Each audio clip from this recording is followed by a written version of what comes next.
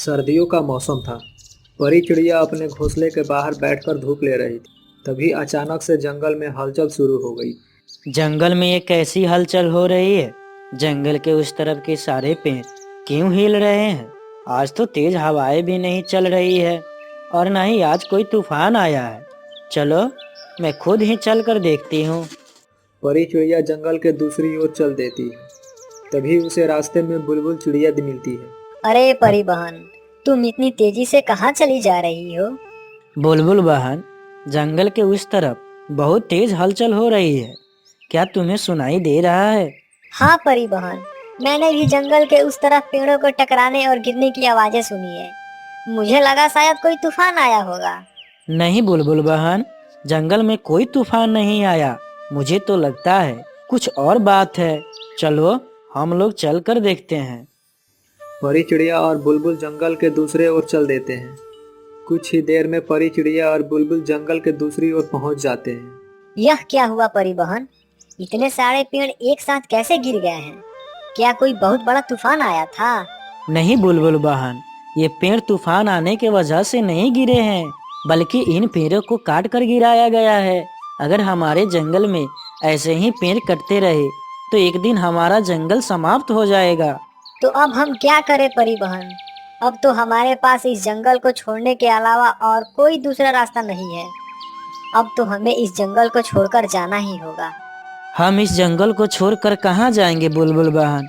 अभी तो मेरे छोटे छोटे बच्चे हैं और वो अभी उड़ भी नहीं सकते हैं। अपने बच्चों को लेकर कहाँ जाऊंगी?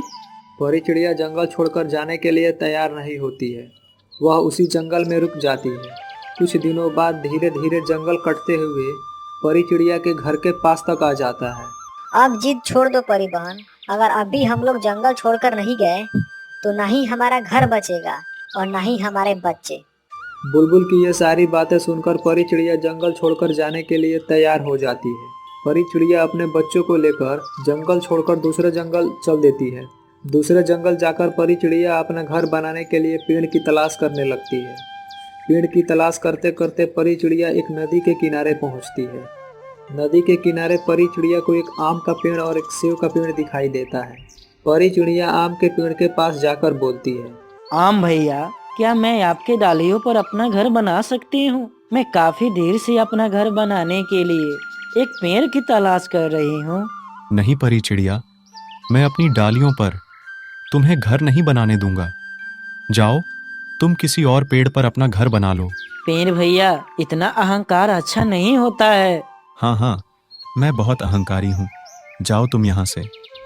कुछ ही दूर एक सेव का पेड़ यह सारी बातें सुन रहा था।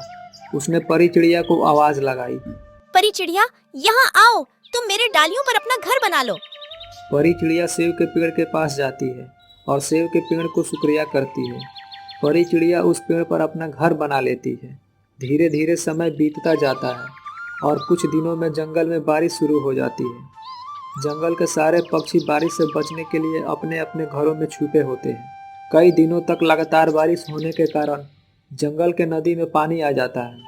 नदी में पानी आने के कारण नदी के पास वाला आम का पेड़ कटकर गिर जाता है। यह देखकर परी चिड़िया आम के पेड़ से बोलती है, क्या हुआ पेड़ भैया? मैंने बोला था ना, इतना अहंकार अच्छा नहीं होता। आखिर आज तुम कटकर नदी में गिर ही गए हो ना। मुझे गलत मत समझो परी चिड़िया। मैंने जानबूझकर तुम्हें अपनी डालियों पर घर नहीं बनाने दिया, क्योंकि मुझे पता था कि मेरी जड़ें अब कमज़ोर हो गई है। अगर नदी में पानी आ गई तो इस बार ज़रूर मेरी जड़ें उखड़ जाएगी। बस इसी कारण मैं तुम्हें अपने डालियों पर घर नहीं बनाने दिया।